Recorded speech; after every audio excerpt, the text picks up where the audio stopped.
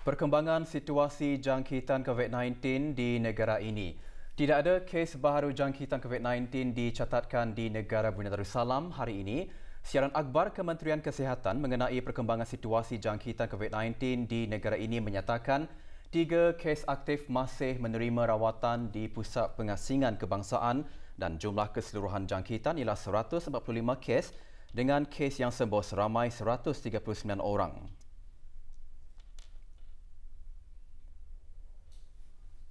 461 orang sedang menjalani pengasingan diri mandatori pada masa ini, sementara 5,248 orang menamatkan pengasingan diri mandatori sejak Mac 2020.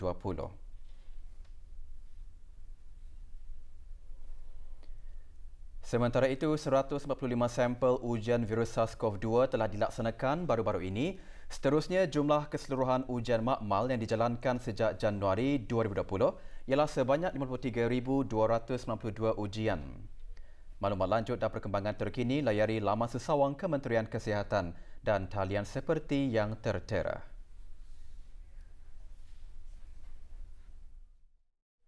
Ibu-ibu tunggal dan para penerima bantuan kebajikan bulanan dapat meningkatkan kemahiran mereka melalui program komuniti kelas jahitan bagi penghuni pusat penempatan sementara di Pusat Bahagia Brunei dan Muara, Kampung Pulai. Majlis pelancaran program berkenaan diadakan pagi tadi. Pelancaran program tersebut disempurnakan oleh Yang Berhormat Major Jeneral Bersara Datuk Paduka Seri Haji Amiruddin Ehsan bin Pihit Orang Kaya Saiful Muluk Datuk Seri Paduka Haji Abidin, Menteri Kebudayaan Belia dan Sukan. 16 orang peserta mengikuti program kali keempat anjuran Kementerian Kebudayaan, Belia dan Sukan melalui Jabatan Pembangunan Masyarakat JAPIM dengan kerjasama Darussalam Enterprise DARE dan LifeWire Brunei. Antara tujuannya adalah untuk memperkasa ibu-ibu tunggal dan mereka yang berpendapatan rendah untuk mengasah kemahiran mereka dalam bidang jahitan dan keusahawanan sekaligus meningkatkan ekonomi golongan tertentu supaya mereka dapat mandiri dan menjadi usahawan yang berjaya. Juga hadir Dayang Saidah binti Haji Wahid, Timbalan Setiausaha Tetap Kemasyarakatan Kementerian Kebudayaan Belia dan Sukan.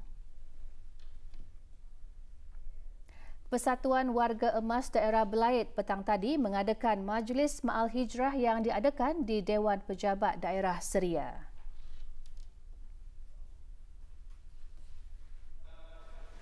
Tadi dia, muhasabah diri ini umpama ke tadi driver, dalam perintah ada saya kira. Antara yang hadir Yang Berhormat Awang Haji Abdul Hamid bin Mumin dan Yang Berhormat Awang Hanapi bin Muhammad Siput, ahli-ahli Majlis Mesyuarat Negara, dan Awang Ramli bin Haji Jamuddin, pegawai daerah Belait. Majlis diisikan dengan ceramah Ma'al Hijrah. Majlis seumpamanya bertujuan menyemarakkan lagi sambutan Ma'al Hijrah dan merupakan kegiatan tahunan persatuan ini serta mengukuhkan hubungan baik dalam kalangan ahli-ahlinya.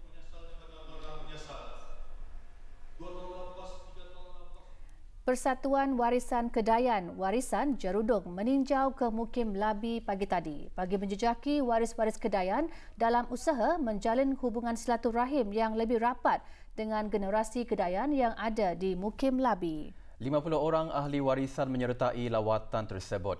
Rombongan dialalukan oleh Awang Ramli bin Haji Jamuddin, pegawai daerah Belait.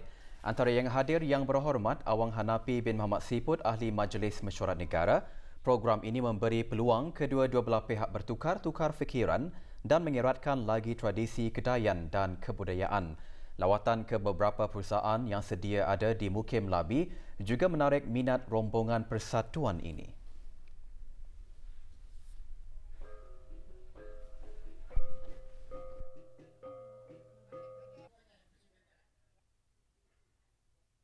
Aktiviti jejak kasih waris-waris Kedayan di negara Brunei Darussalam, di mana di Kampung Labi terdapat puak Kedayan yang tinggal di Kampung Labi, yang mana ada di antara mereka berasal dari beberapa buah kampung di daerah Brunei dan juga di daerah Tutong, dan ada di antaranya yang berasal daripada Kampung Jarudong.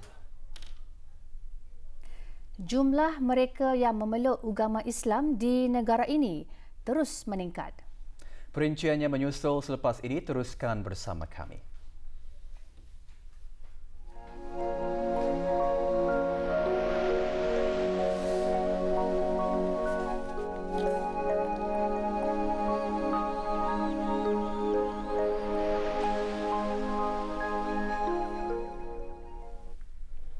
Tertarik dengan kesucian agama Islam mendorong sebuah keluarga berbangsa Iban dari kampung Penabai Tutong memilih agama Islam sebagai pegangan baru hidup mereka. Majlis pengislaman mereka berlangsung semalam. Awang Selanjat anak Jugi kini dikenali sebagai Muhammad Selanjat bin Muhammad Hanif, manakala isterinya Dayang Dibah anak Usaid kini dikenali sebagai Nur Zufairah binti Muhammad Hanafi. Juga memeluk Islam 3 orang anaknya. Majlis pengislaman dikendalikan oleh pegawai dari Unit Dakwah Daerah Tutong. Saya mengucap Ashadu alla ilaha illallah wa ashadu anna Muhammadar Rasulullah. Hadir Awang Haji Muhammad Rosli bin Haji Ibrahim Setiausaha Tetap Kementerian Haliwal Ugama. Majlis diselajurkan dengan penandaan arah kiblat bagi kediaman saudara baharu berkenaan dengan kerjasama Jabatan Ukur Kementerian Pembangunan. Sepanjang Januari 2020 hingga bulan Ogos tahun ini, seramai 255 orang telah memeluk agama Islam seluruh negara. Manakala 82 orang saudara baharu dicatatkan daripadanya dari daerah Tutong. Juga hadir Awang Haji Muhammad Serudin bin Haji Timbang, Timbalan Setiausaha Tetap Kementerian Haliwal Ugama dan Awang Haji Abdul Rajid bin Haji Muhammad Saleh, Pengarah Pusat Dakwah Islamiyah. Awang Muhammad Selanjat ketika ditemu bual oleh RTB berkata mereka sekeluarga memang sudah lama tertarik dengan keindahan agama Islam dan beranggapan agama Islam adalah sebaik-baik agama yang dianuti serta berniat untuk mendalami ilmu agama Islam yang suci itu. Persatuan Pandu Puteri Negara Brunei Darussalam mengadakan majlis doa kesyukuran dan solat fardu asar berjemaah bersempena dengan Hari Kedamaian Sedunia tahun 2020. Majlis berlangsung petang tadi di Ibu Pejabat Persatuan Pandu Puteri Brunei Darussalam, Anggrek Desa. Doa kesyukuran dibacakan oleh Dayang Hajah Fatimah binti Haji Abdul Ghani, Pesuruhjaya Kerohanian Persatuan Pandu Puteri Brunei Darussalam. Antara yang hadir Datin Hajah Masni binti Haji Ali, Naib yang dipertua sepanjang hayat, dan Dayang Hajah Siti Hafsah binti Haji Abdul Halim, Ketua Pesuruhjaya Persatuan Pandu Puteri Brunei Darussalam. Hari Kedamaian Sedunia disambut pada setiap 21 September dengan tema tahun ini, Shaping Peace Together. Majlis umpamanya merupakan kegiatan tahunan persatuan di samping sebagai tanda kesyukuran atas kemakmuran dan keamanan yang telah dikurniakan oleh Allah Subhanahu Wa Taala kepada negara Brunei Darussalam. JPQ ceria anjuran Jurudong Park Country Club Sdn Bhd memberi peluang kepada para pengunjung untuk beriadah bersama keluarga dan kawan-kawan pada setiap hari Ahad sepanjang bulan September ini dan menjelang cuti persekolahan yang akan datang. Di samping itu, JPQ ceria juga berpotensi meningkatkan pelancongan domestik di negara ini. Kru RTB pagi tadi meninjau lebih dekat suasana JPQ ceria yang diadakan di Jurudong Park Playground. JPQ ceria yang diadakan buat pertama kali ini mengetengahkan pelbagai aktiviti seperti permainan tradisional dan mewarna untuk kanak-kanak. Para pengunjung juga boleh bersantai di padang kolonel yang disediakan di Jurudong Park sepanjang JPQ ceria ini. Diadakan seawal pukul 6 pagi hingga 10 pagi. Para pengunjung perlu mendapatkan tiket masuk yang berharga RM2.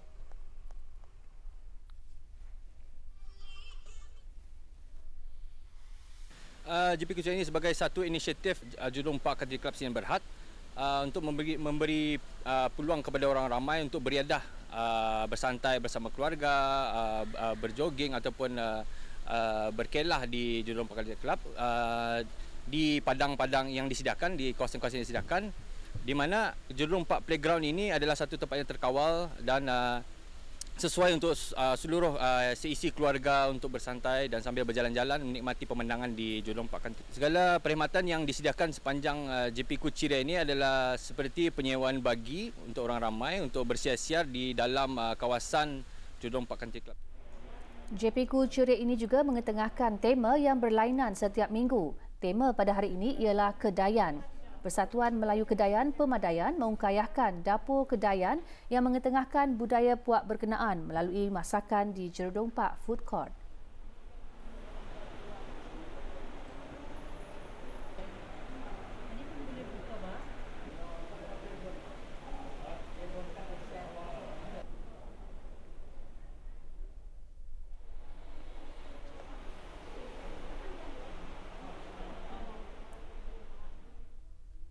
inisiatif ini adalah untuk meningkatkan juga pelancongan domestik di negara Brunei Darussalam, dan pada masa akan datang insya-Allah Jurong Park Country Club Sdn Bhd akan menambah lebih banyak aktiviti dan juga projek-projek yang akan dibuat seperti projek-projek yang berkaitan dengan nostalgia di Brunei Darussalam seperti padian, di mana projek itu akan diusahakan dalam masa akan datang di tempat-tempat yang disediakan insya-Allah. Balai Polis Temburong Pasukan Polis di Raja Brunei merampas 60 kotak minuman keras yang ditemui hari ini di dalam sebuah kenderaan yang ditinggalkan. Penemuan tersebut adalah hasil daripada maklumat dan aduan yang diterima daripada Ahli Pengawasan Kejiranan Kampung Mukim Bangar, Penolong Penguasa Polis Pengira Anak Haji Azanuddin, Aman Shah bin Pengiran Anak Ismail Al-Haj, Pemangku Pegawai Pemerintah Daerah Polis Temburong seterusnya menjelaskan. Balai Polis Temburong, Pasukan Polis di Raja Brunei telah berhasil merampas sejumlah 60 kotak minuman keras yang ditemui di kawasan Simpang 211 Kampung Batang Tuau, Mukim Bangar. Kejayaan ini hasil daripada maklumat dan aduan yang diterima daripada Ahli Pengawasan Kejiranan Kampung Mukim Bangar mengenai sebuah kereta nombor pendaftaran negara ini ditemui dan ditinggalkan dalam keadaan mencurigakan. Kesemua barang rampasan beserta kertas penyiasatan akan diserahkan kepada Jabatan Kastam dan Eksais Diraja bagi tindakan lanjut. Selari dengan hasrat kerajaan melalui Kementerian Sumber-Sumber Utama dan Pelancongan untuk menggalakkan warga tempatan melancong di tempat-tempat menarik dalam negara dengan slogan Kenali Negara Kita Ni, Majlis Perundingan Kampung Sungai Bunga menawarkan perkhidmatan pelancongan Seri Tanjung MPK Sungai Bunga bagi pelancong tempatan. Pagi tadi, Majlis Perundingan Kampung Sungai Bunga menerima lawatan 50 orang ahli Biro Wanita Majlis Perundingan Mukim Lumapas. Rombongan Biro Wanita Majlis Perundingan Mukim Lumapas diketuai oleh pengurusinya Dayang Hajah Hamah binti Puasa. Para ahli berpeluang mencuba demonstrasi pemprosesan dan pembuatan makanan tradisional seperti putu mayang dan kuih sapit. Selain mengeratkan silaturahim dan mengenali lebih dekat kalangan ahli-ahli MPM dan MPK, lawatan juga bertujuan untuk menimba ilmu pengalaman dalam mengusahakan projek Satu Kampung Satu Produk. Alhamdulillah, Biro Wanita Majlis Perundingan Mukim Lumapas hari ini mengadakan lawatan ke MPK Kampung Sungai Bunga bertujuan untuk mendekati penduduk-penduduk di kampung ini di samping mengetahui apa juga aktiviti yang diadakan ataupun yang dibuat oleh Biro Wanita Majlis Perundingan Kampung Sungai Bunga. Alhamdulillah, di samping itu kita juga mencari pengalaman di samping bertukar-tukar fikiran untuk mengembang majukan lagi produk yang kita ada, di samping untuk mengetahui lebih jelas tentang proses ataupun tunjuk cara pembuatan ataupun pemprosesan produk di kampung ini.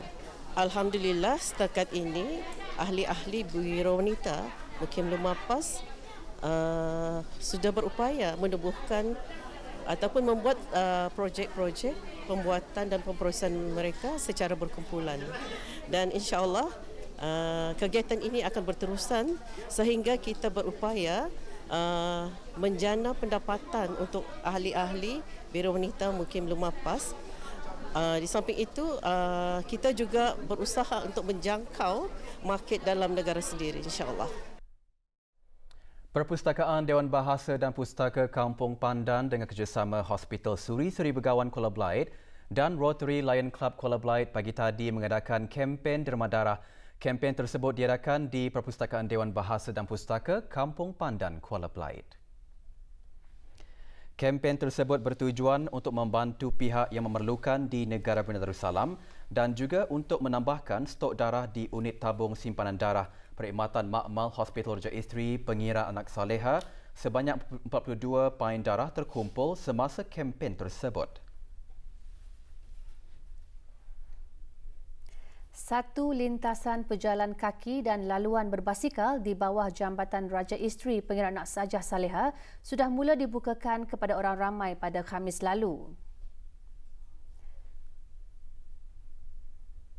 Tujuan utama lintasan pejalan kaki tersebut dilaksanakan memandangkan tempat tersebut menjadi tumpuan bagi mereka yang beriadah seperti berjoging dan berbasikal setiap hari, terutamanya semasa berlangsungnya Bandar Kucheriat. Justru, disediakan lampu isyarat push button bagi lintasan pejalan kaki dan berbasikal yang lebih selamat.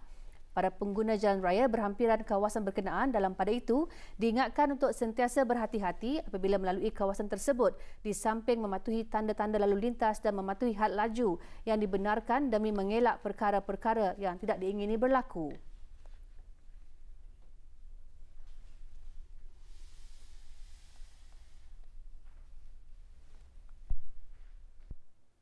Kalau melalui zebra crossing, so yang diutamakan ialah pejalan kaki dulu. Jadi kereta berhenti dulu bagi pejalan kaki dulu berjalan. Tu yang utamalah untuk safety kan, untuk pejalan kaki. So whenever ada kereta berjalan, so ia mesti stop. Atau kereta tu mesti faham yang dorang mesti stop dulu. Jadi pejalan kaki dibagi berjalan dulu. Orang ramai lebih berhati-hati untuk melintas jalan raya kalau ada kereta apa kenderaan. It's a good thing sebab supaya orang ramai dah sukati melintas jalan raya. Kadang-kadang ada kereta mengajut jalan kan, jadinya boleh diorang itulah berhati-hati melintas itu. It depends. Pasal zebra crossing ini ia membabitkan penggunaan jalan raya kan. So those yang mengendalikan kenderaan perlu mematuhi undang-undang zebra crossing, sama je dengan para pelintas-pelintas itu. Orang mesti mematuhilah dua-dua tu. So it's good kalau orang mematuhi peraturannya tu. Di daerah Tutong, salah satu lagi tempat untuk melakukan aktiviti riadah mendaki bukit ialah Trek Coba Kinyam yang terletak di Kampung Bukit Udal Tutong. Trek berkenaan kini dibukakan kepada orang ramai, terutama kepada para penggemar mendaki bukit. Pelancarannya disempurnakan pagi tadi oleh Yang Berhormat Awang Haji Abdul Wahab bin Apong, Ahli Majlis Mesyuarat Negara. Trek ini mula diterokai oleh beberapa orang penggemar aktiviti mendaki bukit di kampung berkenaan. Mereka yang melakukan aktiviti trek ini juga meredah hutan di samping berpeluang melihat pemandangan yang indah di persekitaran kawasan ini.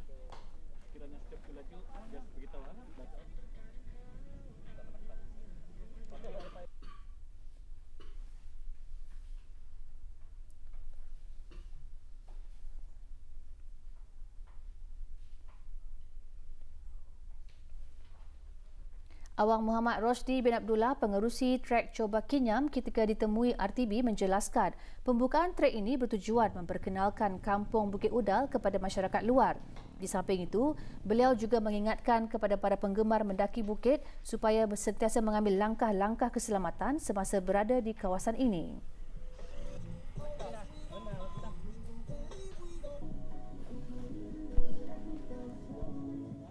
Trek Coba Kinyam ini adalah terhasilnya dari perkataan semasa mula-mulanya trek ini dibuat dahulu. Okay. Tiap-tiap orang asal macam kengalihan ataupun lepas-lepas naik bukit itu, bilang orang akan mengucapkan Coba Kinyam. Okay. Kinyam itu adalah dalam bahasa Melayunya rasa. Okay. Cuba rasa di atas puncak bukit, iaitu dipanggil dengan Bukit Ancalo ya. Okay, di sana orang boleh melihat matahari terbit dan terbenam dan juga dari sana juga nampak Gunung Mulu yang banyak yang mengenali gunung itu. Dan juga di sini ada juga yang kita ni panggil luagan ada terdapat di tanah lapang. Aturannya di sini saya tekankan kalau sesudah pukul 5 kami menggalakkan untuk orang ramai memasuki Trek Coba Kinyam ini atas faktor-faktor keselamatan dan juga kalau masa-masa hari hujan dan berangin kami menggalakkan setiap pengunjung-pengunjung pendaki-pendaki di sini supaya dapat berkumpulan, jangan bersorangan dan juga membawa barang-barang keperluan. Aktiviti mendaki bukit atau meredah hutan kini semakin popular dan diminati ramai di negara ini. Bilangan mereka yang melakukan aktiviti tersebut meningkat dengan ketara, lebih-lebih lagi pada hujung minggu. Walaupun aktiviti mendaki bukit atau meredah hutan baik untuk kesihatan, namun aspek keselamatan perlu diambil perhatian. Kru RTB Mojo ada laporannya.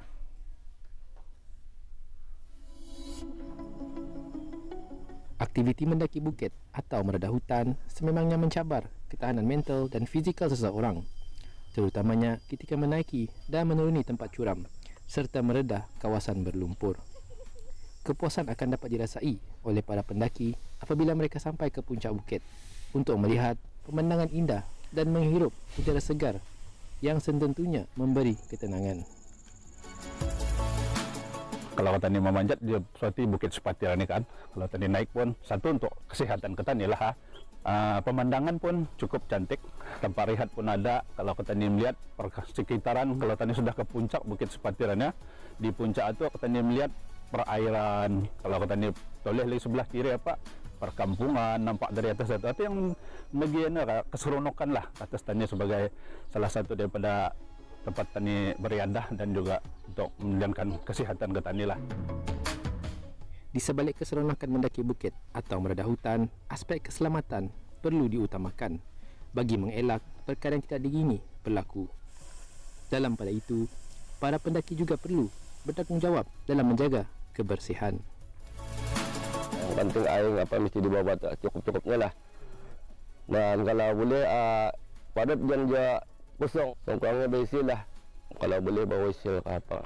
Telefon mesti dibawa tak? Jangan seorang lah. Macam 2-3 kah. Kalau pun lama lagi bagus.